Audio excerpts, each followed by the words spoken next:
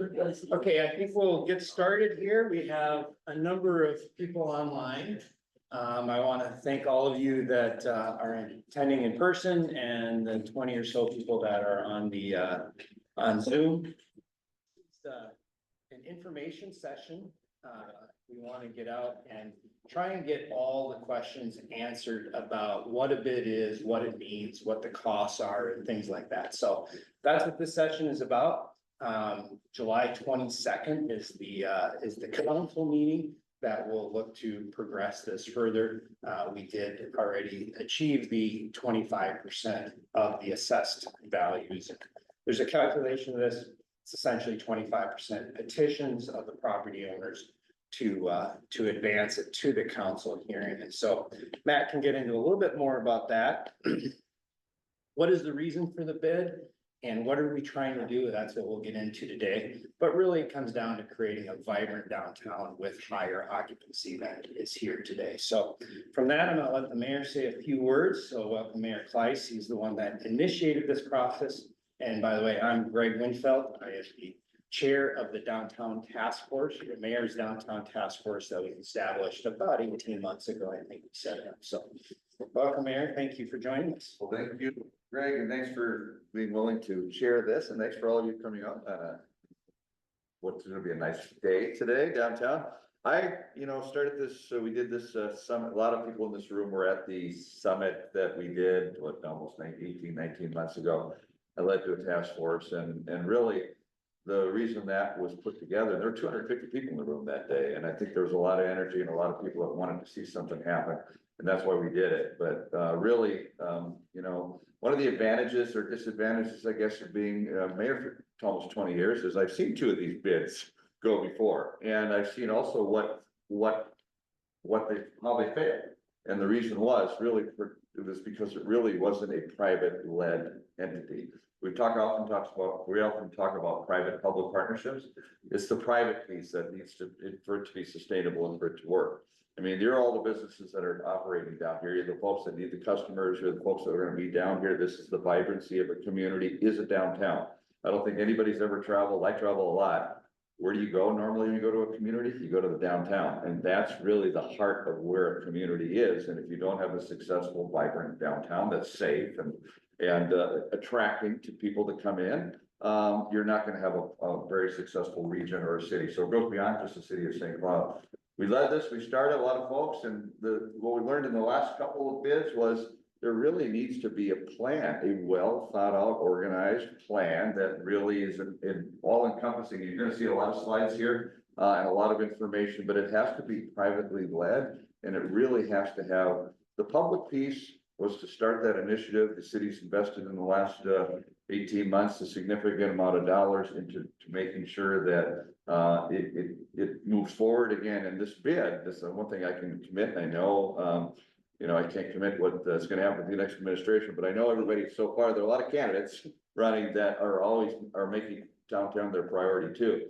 The city is not going to lessen what they're doing downtown. They're increasing what they're going to be doing downtown when it comes to public safety, when it comes to infrastructure, when it comes to the vitality of your businesses.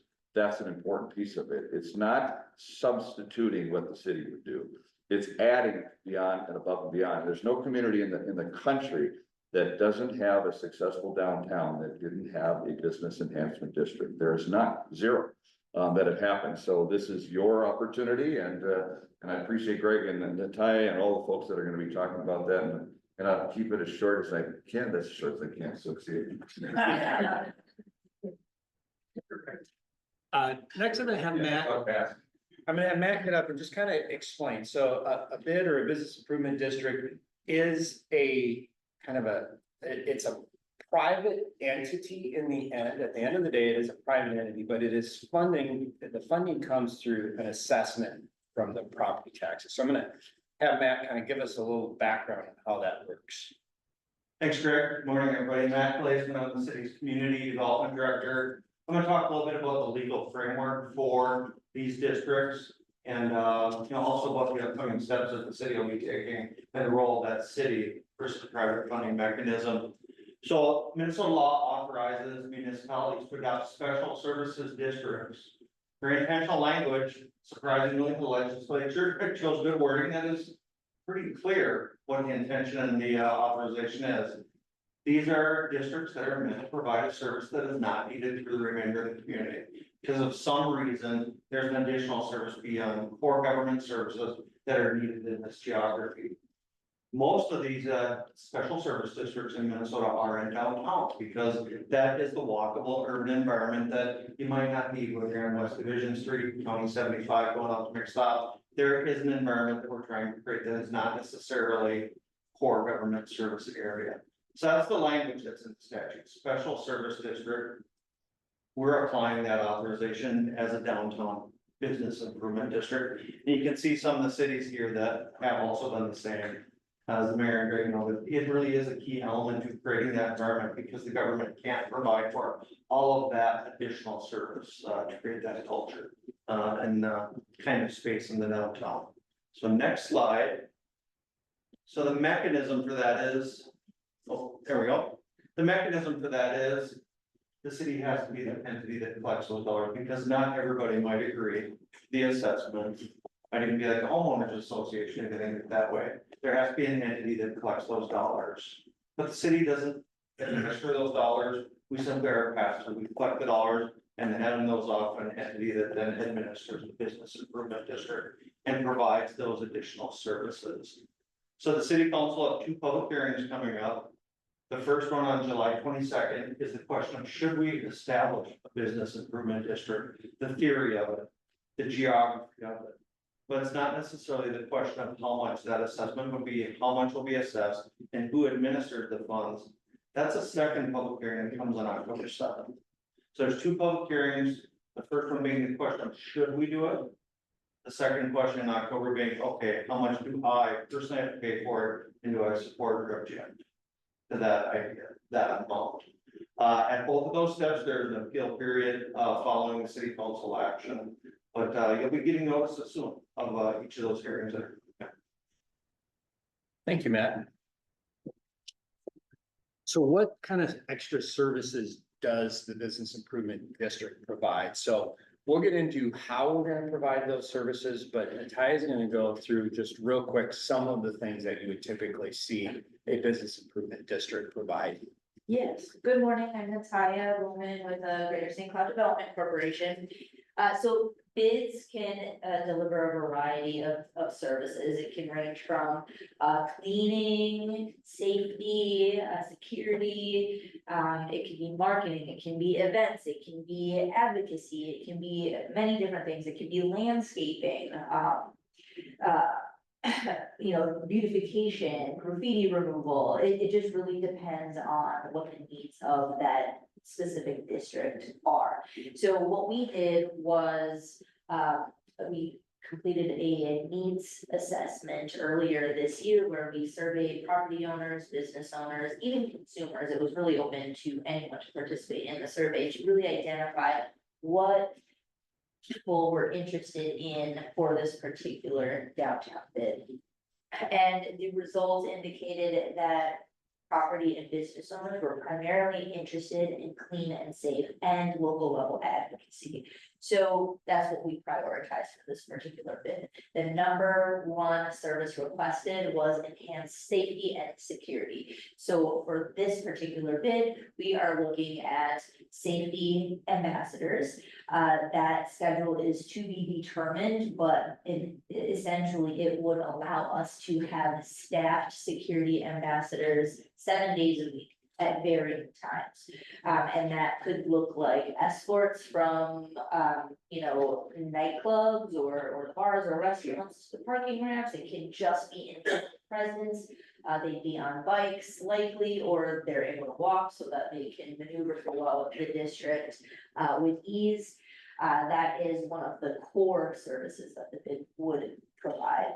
The second one was clean and safe. Those are really the core services indicated from the needs assessment. So clean teams would, they would be clean teams, clean ambassadors. They come through early morning, clean up from the night before. They go above and beyond what the city public works department already provides. They can also be hired for special events, they can be on site for like granite days, just provide that extra, again, hospitality, clean, and safety presence. Those are really the core services that we're focusing on with this one. Marketing and events was a close number 4 request, but there are some partnerships at play with other organizations, the Downtown Alliance, of course, Greater St. Cloud Development, the Chamber, and some other entities that we can work with to really enhance the direct downtown events marketing. So we'll be working with them. And then the other one, again, close tie with local level advocacy. So there was interest from business owners primarily who would like to see more liaising services. Maybe it's permitting, zoning questions, just somebody who can, work with them and the city, or kind of be that liaison between the city and the business owner. So we're working through what that could look like too, but for this first year, if the bid is passed, we have created an operations plan based on clean and safe services primarily.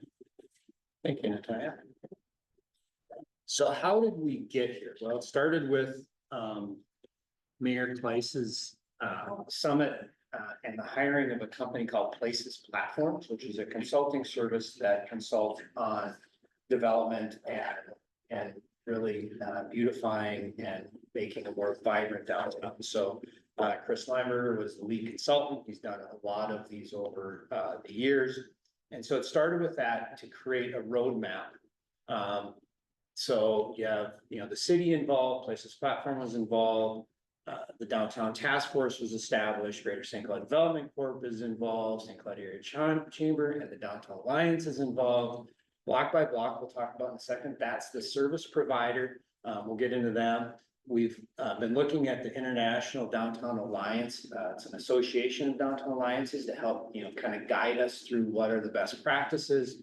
And we're just getting momentum, more regional investment. We're looking for property owners to get more engaged, communities members to get more engaged. That led to the petitions, and now go into how are we going to operate. So we'll kind of flip through a few slides here. This just talks about the bonding request. Obviously, they didn't do a bonding bill this year, so there's obviously no bonding dollars. One more. This just talks about, so what Places Platforms did is they kind of laid out a roadmap or a strategy map of how do you progress through this. And so, you don't just start with a revitalization or making a more vibrant downtown by saying, hey, we're just gonna go build a bunch of things. You need to get the basics down first. And then from there, it will attract developers, it will attract more businesses, it will attract more people, things like that. So this is kind of the first step, according to Places Platform, in getting more things happening in the downtown. You need a cornerstone, you need some entity to work from. Right now, as the task force, you can go to the task force one. You can see, and the Greater St. Cloud Development Corp is there, but the task force is made up of all volunteers.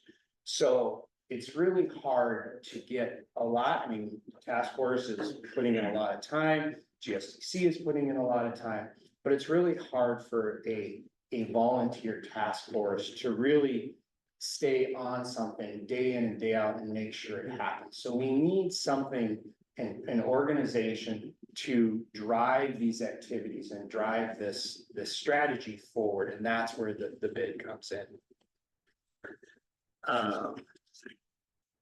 So we get to Block by Block. So Block by Block is the cornerstone of really what we're going to be doing from an operations standpoint. And what is Block by Block? Well, Block by Block is a company that provides services to generally business improvement districts. So Block by Block has, I think, 175 business improvement districts that they work with. Some in the area that you already know about. We heard about them from Fargo. Fargo's used Block by Block for many years. Rochester, St. Paul, has added them in the last few years and is looking to expand. Minneapolis is adding them. Dinkytown just was on the news the other day that Dinkytown added block by block. Duluth is adding, I think, block by block Sioux Falls.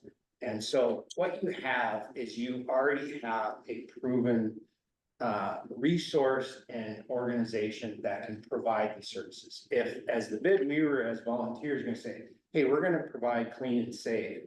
Now we have to go hire, recruit, manage, do all these things. It would be very, very challenging for us to do that. So by hiring a firm like Block by Block, they have all the systems in place. They already have done this hundreds of times around the country. So they already have an operating plan. And is Anna on? Yep, she's here. So this is Anna. So she is the regional, I don't have your title, but she's the regional director for, she's based out of the Twin Cities over our region of block by block clients. So hello, Anna. If you want to, I'm sure you can Good describe morning. block by block way better than I can.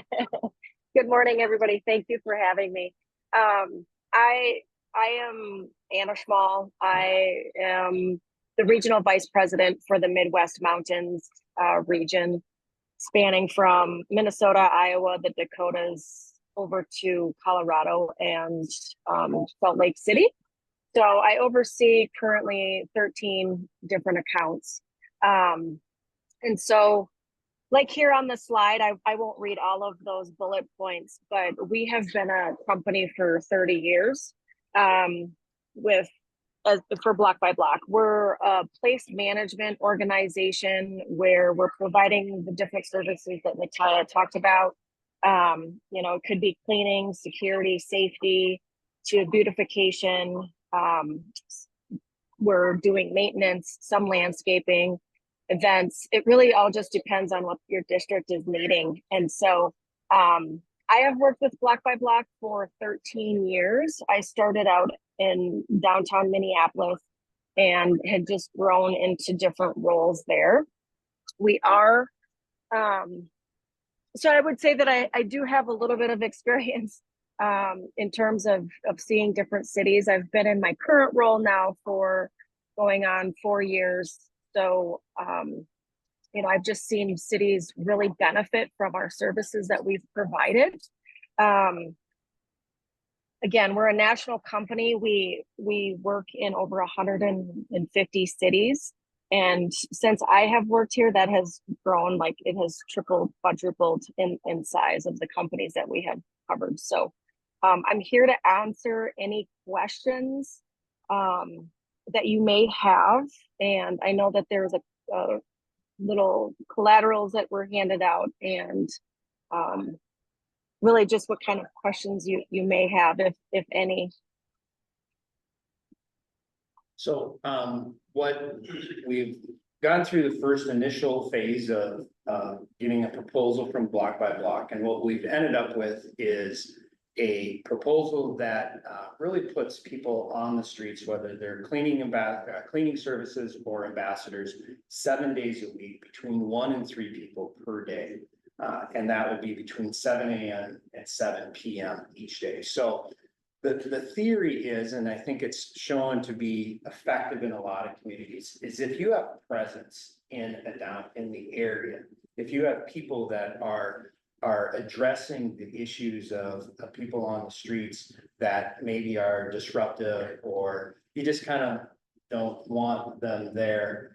Block by Block ambassadors are trained in de-escalation. They work with our community groups that help with the unhoused, with other mental health illness, mental health issues, things like that. The biggest thing that I really got out of when Anna went through the presentation was their tracking service. So they have a tracking service that tracks all of the things that happen, where cleanups happen, where incidents happen, where anything happens. So you kind of know where to target and what things to address, because you have eyes on the street 7 days a week. So the proposal we have is a little heavier with more people in the summer months, a little lighter in the winter months, but generally still somebody out every single day on the streets of the downtown area.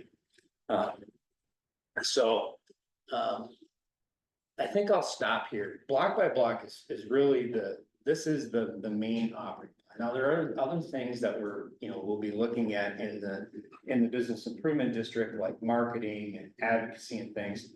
But when you look at the budget, the majority of it goes to these services, and this is how we look to provide them. So I don't want to skim over this. So anybody have any questions about block by block and their services? Not a question, but I'm very excited to see this, because as I talk to people, those are some of the complaints they have.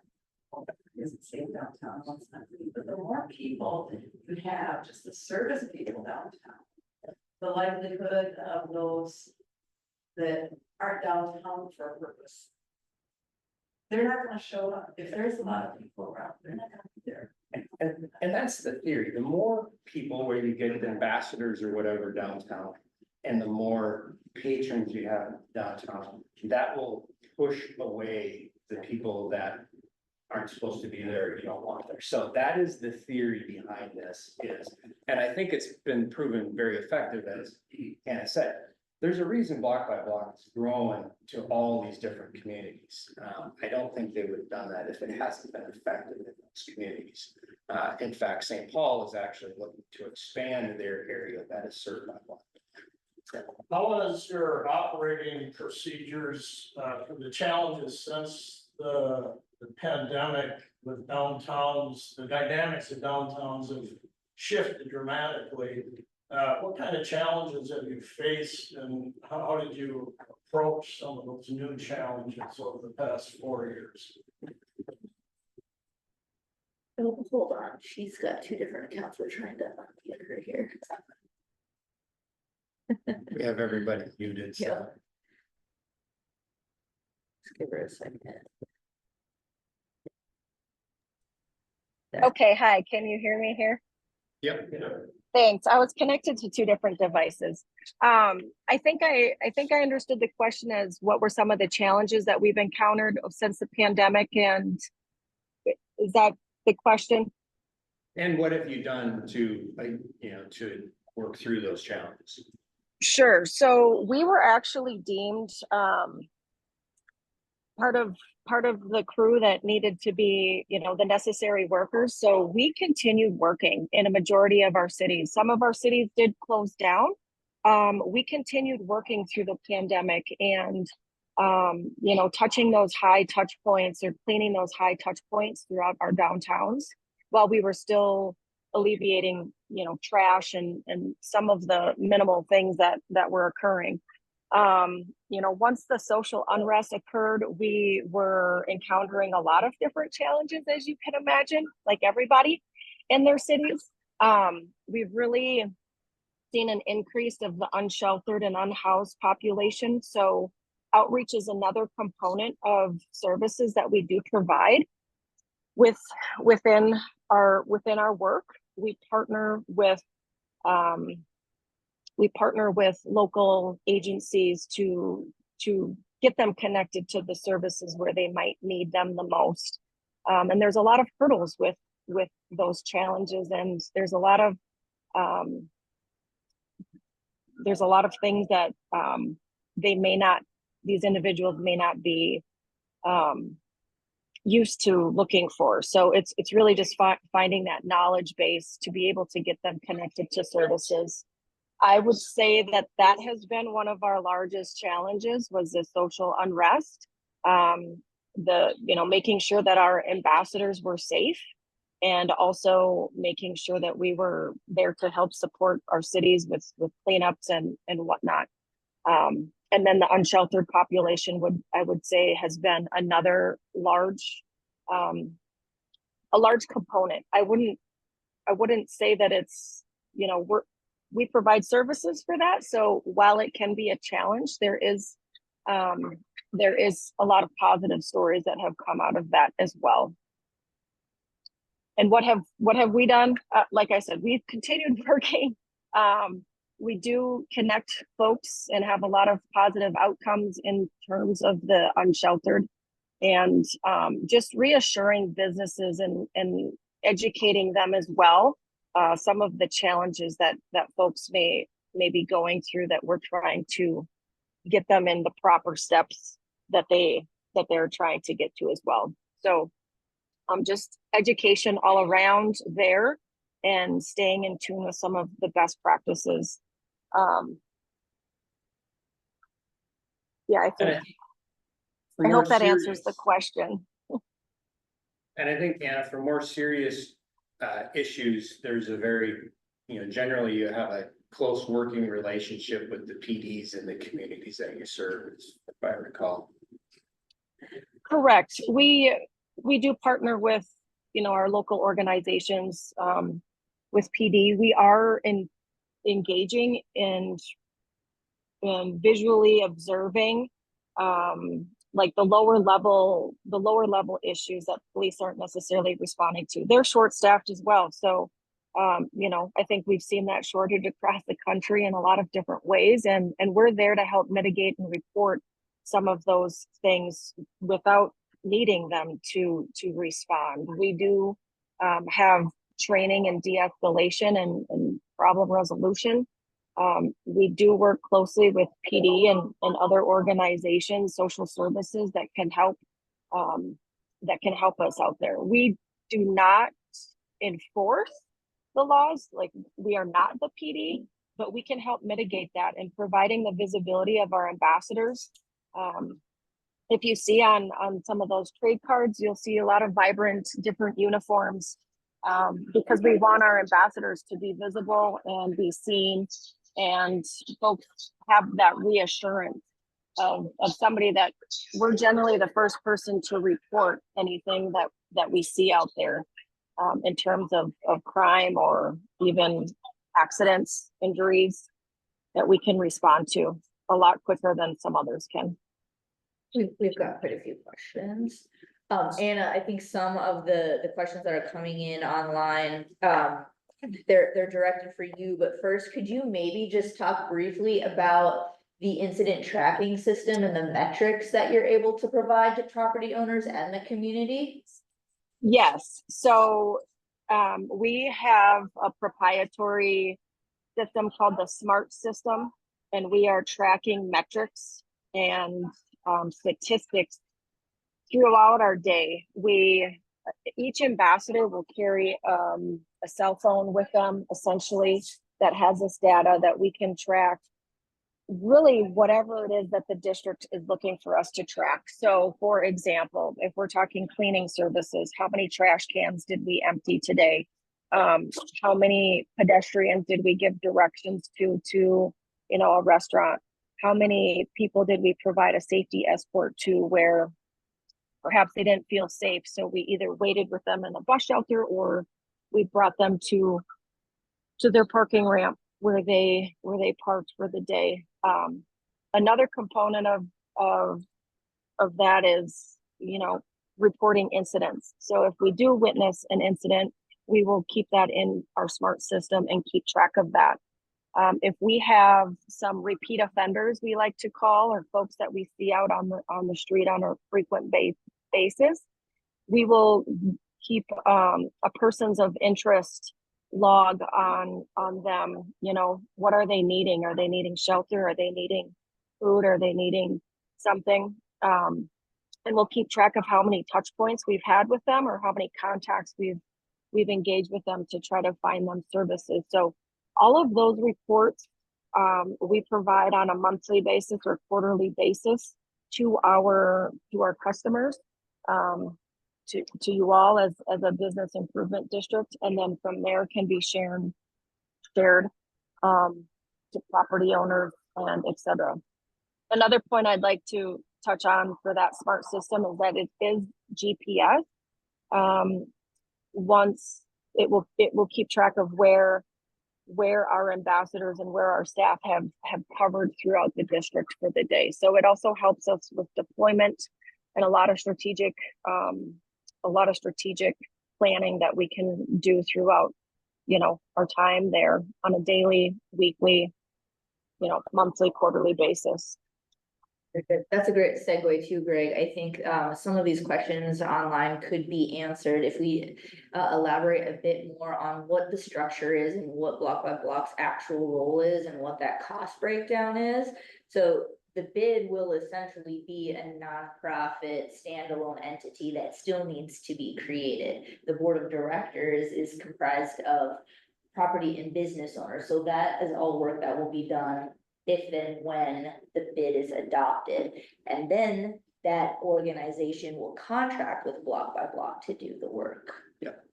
And I think the two key points are is, it is a nonprofit organization with the board of property and business owners. So it's not outside community members or anything. It is run by the people that are essentially paying a large portion of the bill. And so, and then that entity will contract with Block by Block. So the budget we'll get into, the budget is generally about 500,000 per year. 3/4 of that, a little bit more, 80% of that is the Block by Block contract. The rest would go to some advertising, advocacy, and maybe looking at some kind of oversight. But essentially the plan is that the bid nonprofit would not have employees of their own. And so the bid contract with Block by Block, they're the ones that come in, hire the staff, train the staff, manage day to day and report back to us. And that's really important because they know what they're doing. They have a proven track record. They can come in and what did you say, Anna, 3 to 4 weeks you could have, once you have approval, you can have the bid up and operational? We've done it in a month. We do ask for at least 6 weeks, but yes. Yep. So, Alright. yeah, I can ask questions if needed. Okay, so going back to the cost breakdown, there's a question. So people understand that this is partially being privately funded. We'll get into that a little bit. There are some assessments to property tax, to the property tax, but there is a question about whether or not there will be any public funding. Yes, so the city of St. Cloud and the Mayor Kleis have committed to $200,000 of opt-in. So public entities and nonprofits are not part of this. The only properties that are assessed are commercial, so industrial nonprofits, they can opt in, and a number of them have opted in. And the city has committed to $200,000 over that 5-year period, in 50,000 a year for the 4 years. The last 4 years of it is what the current commitment is from the city. So that will help offset the cost. Why don't we just get into how the budget works and we can answer more questions. This just kind of is the schedule, and we can get this to you. This is the schedule of when in the current proposal from Block by Block, how many people they have staff, when those people will be on the streets, things like that. And just pause there, there is a question about how many jobs Block by Block would provide. So right now, we're looking at between 4 and 5 with some seasonality. So in the winter months, it'd be a little lighter staff, and in the summer months, it'd be a little heavier staff. That's why there's 2. This is hard to see, but basically we have an April 1 to September 30th or September, kind of schedule, and then there'd be an October through March schedule with a little lighter staffing. But there's again, between 3 to 5 employees at all times, full-time employees. This just goes through, we're utilizing the international nights of basically downtowns. There's already been a lot of new activity going. I think the biggest thing, one of the big differences and how we gauge community support and the interest in vitalizing our downtown is we decided that, hey, all of this shouldn't be borne by the property owners of downtown, that a vibrant downtown serves the entire community, not just the ones there. So what we did is we set out to fundraise a portion of that budget. And so we've raised $750,000 so we have pledges, signed pledges, from various individuals and community and companies around, the community that have pledged, $750,000 paid out annually, over the 5-year period. So a bid is approved for a 5-year period, then has to get reapproved, I believe. And so we're looking at the first 5 years here. So once it's approved, the board would set the budget and the assessment each year. But the bid would be approved by the city council for a 5-year term. So we raised $750,000. So that's $150,000 that will go towards the operation of the bid each year.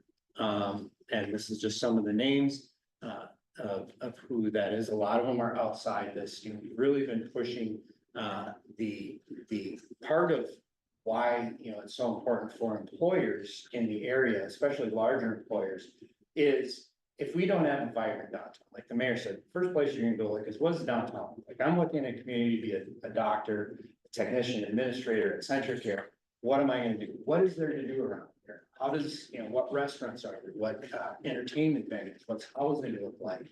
All of these different things are what, you know, will attract talent to the area. So the whole, to me, a big part of this downtown push is, you know, to make our community better for all of us that currently live here, but also how do we attract other people for the companies that you know, have operations here. So that's why you'll see, you know, the Coburns and Trucking, Central Care, all of those company I run, Preferred Credit, we have all contributed to this initiative. So a lot of community support. The mayor and the city have committed to it. We're working on the counties to commit dollars as well. It's a little harder, right? They're pretty non-committal. So we are continuing to work on the public dollars as well. And so of that $500,000 operating budget, right now, we have about $200,000 of outside funds that are committed to offset that liability to property. Let's skip down to do the a few pages. This just goes through the process, which man. So here is the tier one. So the bid is set up in 2 tiers, and that really is how services are broken up. Block by block, the way they assess and bill for their services is literally square footage of land mass. So you have to stay to a pretty dense area. So the tier one here, which you can see generally Saint Germain and whatever it turns into on the north, Division on the south, pulling in St. Cloud Live, Bremer, the area where Beaver Island and that is and the Grand Stay. So a little bit to the south and then to the west out to just before the library. That would have the full block by block services. So all of the services we're talking about would be provided in tier one. The tier two, that provides 285,000. So the budget calls for that, the property owners in the tier one to provide 285,000 a year to the annual budget. The tier two has a lower amount of services, but has a lower amount. So that's a $40,000 of the budget. So the assessments would comprise of 325,000 a year, and then 150,000 from community support donations and 50,000 from the city for the last 4 years.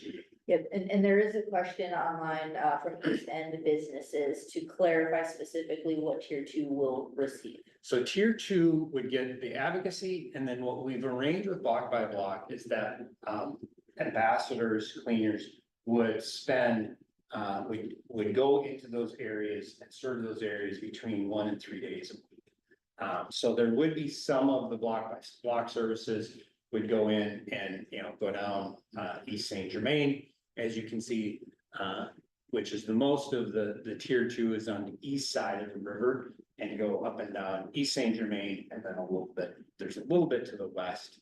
If you go back when you can kind of see the gray areas around to the north side of downtown. So there are services. The problem is adding full services to the east side or the tier two area. It's a very large area with very little density. And so it would really be cost prohibitive to offer the full services in that area. But we wanted to start building into that. So can we get enough services, get enough change that we're addressing those areas, but keep the costs more manageable? It would probably, just looking at the budget, adding the east side would add another 50-60% to the budget. And as the bid and the board of directors, as that group is formalized, there's still opportunity to really develop, what does that look like scheduling wise? Is the East End services Thursday through Saturday? What does that look like? That is all to be determined, so, input, all of your input would be very, very critical at that point. So that's the service area. This is the actual breakdown of the budget. Essentially, again, this has 140,000. We raised another 50,000 kind of right at the end. So 140, 150 comes from community support, 50,000 or 200,000 over 5 years from the city of St. Cloud, hoping to get more from the other counties. 285,000 from the tier 1, 40,000 from the tier 2. For a total roughly of about 500,000. It does go up a little bit as the block by block services would have inflation escalators built in. So first year it's 500,000. By year 5 it's 525,000. So not a huge jump as we built in that. That does leave some funds for some other oversight and marketing. As well. So the plan would be to start establishing marketing. And one of the things we want to also really be aware of. So many of you that have businesses in downtown, maybe been part of the Downtown Alliance or council, we are working with the Downtown Alliance, not trying to overlap. So the Downtown Alliance is going to be more focused on specific events and various things that the businesses need and want downtown. The bid or the business improvement district is really, the goal of the bid is to bring occupancy, eventually bring housing, bring more people. So more businesses, fill up our office buildings and office space, fill up and develop more housing, fill up all the spaces, the retail spaces and restaurants. So the bid is a little more broad reaching, trying to capture occupancy from all areas and all properties in the area, not just trying to bring people into our stores and restaurants. That is a big part of it. That's what we're seeking, because that's what's going to continue to drive bringing people down here, is to ensure that we have vibrant restaurants and stores and other entertainment venues in the downtown area. And this could lead into, maybe developing sporting events or things down the road. But those are all things we have to first get the foundation. That's where it comes in. How do we assess it? So the tier 1 assessment comes down to 171,000 per year, or 10 cents per gross building square foot is the way it's calculated. These are all estimates. When the city and the county get them, they'll re-swizzle them a little bit. This was our best guess at how reading the laws and how it works. So it is an estimate, but I think it's pretty close. So 10 cents per square foot and $12.60 per linear foot, which is part of the way you test on commercial properties. The nonprofits have opted into the fundraising, so the Paramount, the GSDC, the Children's Museum. There's a number of the nonprofits in the area that have also voluntarily put in, as the city of St. Cloud has. And we want to talk a little bit about the hybrid formula too. It's a 60-40 split. It's a 60%. So 60% of each tier's assessment comes from square footage, 40% comes from linear footage.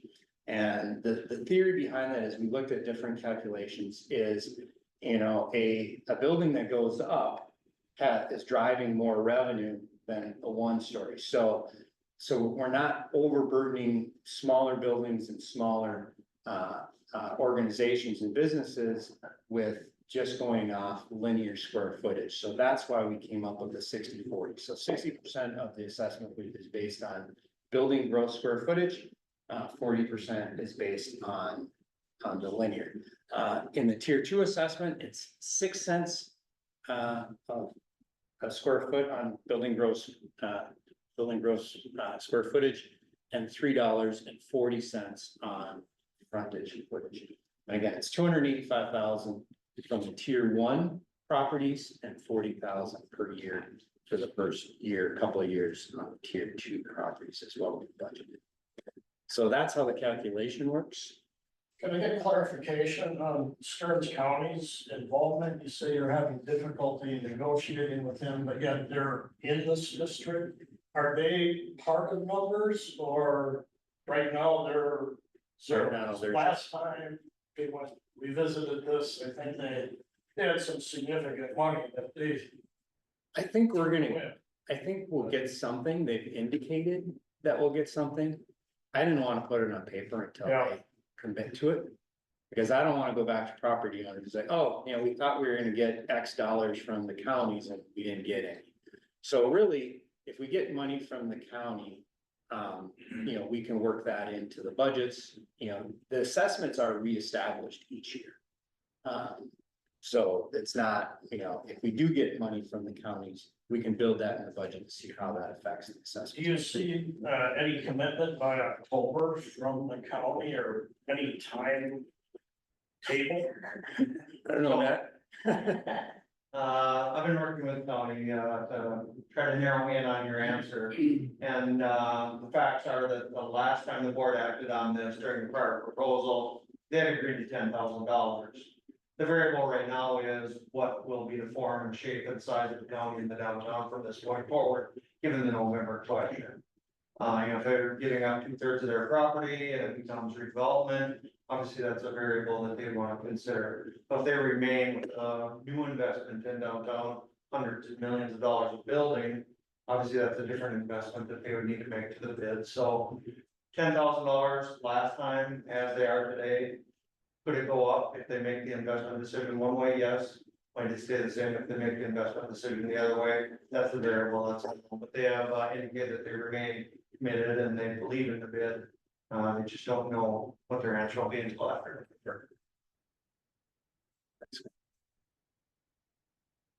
That's it.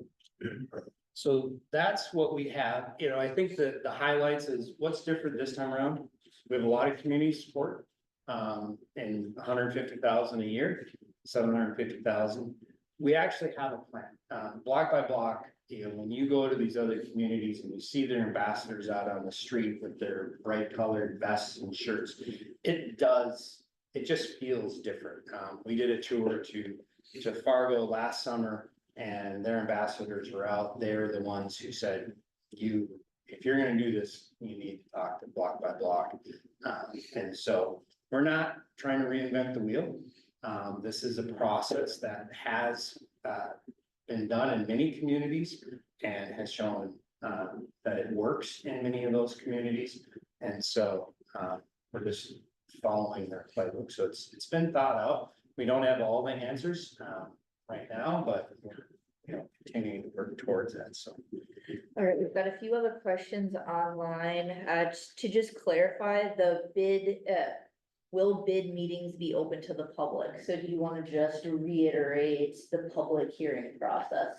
Absolutely. The establishment, July 22 is a public hearing. Any and all that are interested in presenting verbally, you're welcome to do so. And then it's just a regular city council meeting. That's a regular city council public hearing. If you want to provide a written comment, that's also welcome, or do both, that's great. The same would be true in that October 7th public hearing at the city council. That also is full public hearing, present verbally, provide written comment, either or both. And then going forward, the city council still weighs in on the annual assessment. in the bid, so there is that ability to control, the bid, growing too big or too small. The city council like takes action manually to decide what the amount that is handed off to be distributed by the entity. So that is the way that the city council would always have that public hearing, either in the first two actions or in the ongoing annual meetings. Beyond that, then there's the entity itself, which has its own membership. And then another question, just to clarify, governments, nonprofits, they are exempt, right, from paying property taxes, but they have the option to opt in, and that's what Greg was referring to earlier. Some of the nonprofits downtown have opted in, and you can do that at whatever level you are comfortable with. There was a nonprofit that asked about that. And then another nonprofit asked, I do have a couple of quick back of the Yep, napkin yep. math here. So when you're looking at tier 1, 61 of the properties would have an estimated assessment of less than $1,000. 30 properties would have an estimated assessment of between 1,000 and 2,000. 23 properties would have estimated annual assessment of between 2,000 and 5,000. And then 11 properties over 5,000. They kind of range between $5,000 and about $17,000, $18,000 for some of the larger properties. When you're looking at tier 2, 52 of the properties are less than $1,000 estimated. 6 properties are between $1,000, $2,000, and 3 properties are over $2,000 for the tier 2 section. So most of the properties affected would have less than $1,000 in their assessment. we also have a question back on the budget. Let's see, how much of the budget is allocated to one-time capital improvements like public art and wayfinding versus ongoing services? We haven't gotten to that because we have to nail down the actual budget, so our focus first and foremost is clean and safe. That is what our surveys, that's what everybody, whenever I talk to anybody in the community, so the majority of the budget is going to clean and safe. But the nice thing about a bid is it is a nonprofit, and we could go continue to try and fundraise for specific other things in the community. If we wanted to put art, we would go fundraise for it. If we wanted to put other things, other capital improvement, we could go fundraise from, the community at large, and, if property owners wanted to do that. But for right now, the majority of the budget is the block by block, the clean and safe services, and a little bit from market. And we don't really even have too much in there for administration. We're gonna try and really keep it possible administration down as much as possible.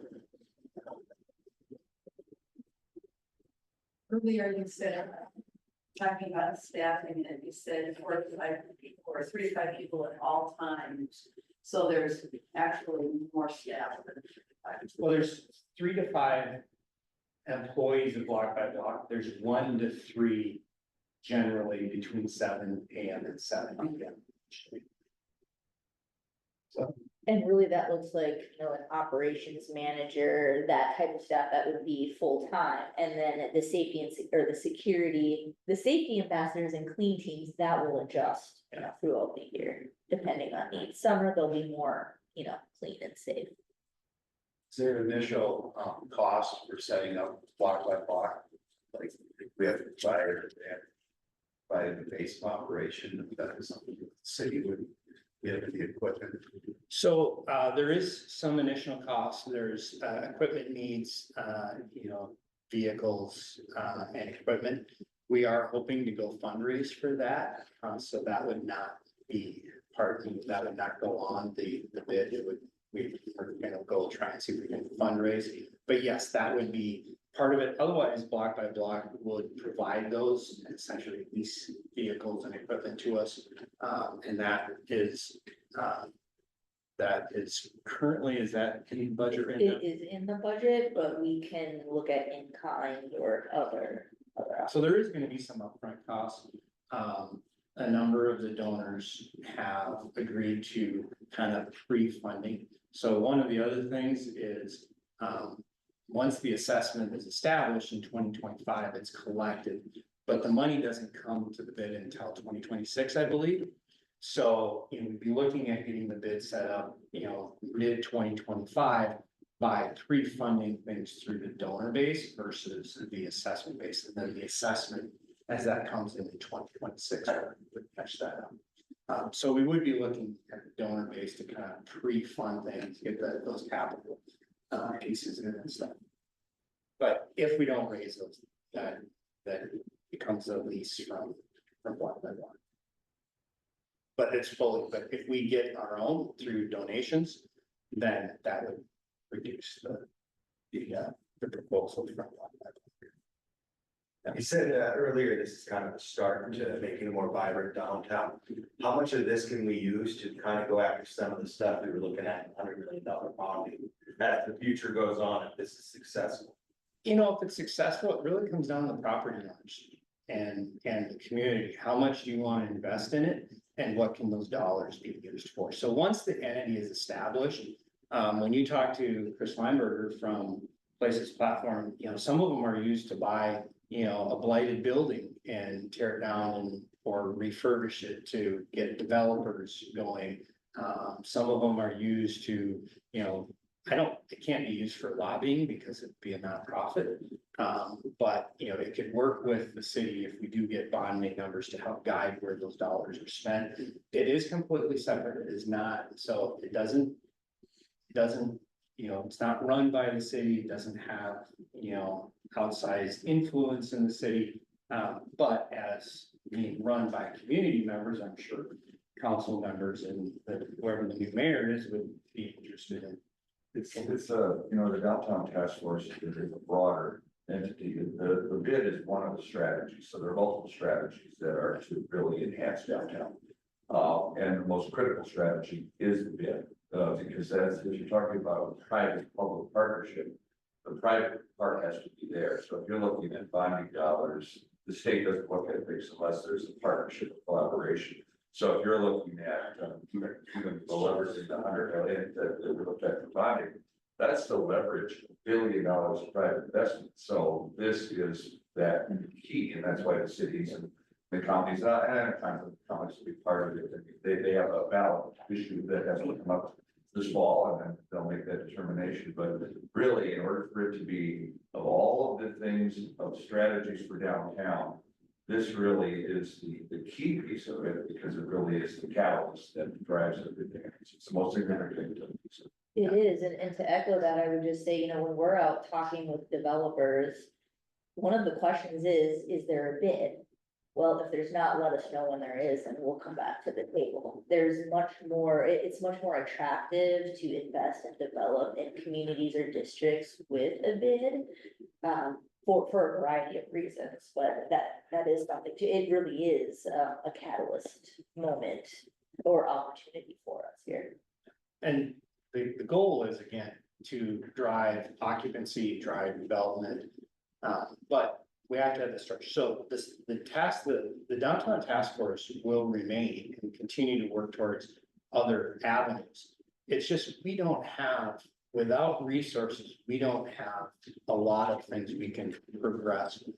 That's why we need to establish things like the bid, so that can progress some of these areas of need. And then the task force can focus on, you know, development and marketing and all these other things. So, and the alliance will continue to be an entity, and they just hired a new director, so they'll be pushing, and the GSDC is still committed to downtown. Really, you know, all of these organizations working together on the same goal. We just have our own different pieces that we operate in. And the bid is to start about making it safe, but you know, could be moved into other things. But that would be up to the property owners to decide what they want. And so there are a few printed copies of the presentation, but if you are interested, you can go online to greaterstcloud.com/bid, BID. All of the PDFs are available for download. There's several different videos from block by block located there as well. And there's a shorter version, if you don't want the long version, there is a short version on the GSDC website that kind of gives a recap of what it is, how it works, how it's calculated, things like that, so. With that, I think time's up. Well, thank you for all and those of you online for taking the time. Hopefully this got some of your questions answered. If you have more, I'm sure you can get a hold of us at the GSDC website. And we'll get back to you with any answers you have. I have cards over there, so you can email, text, and we'll get all of your questions answered. Thank you. All right, thank you everyone online.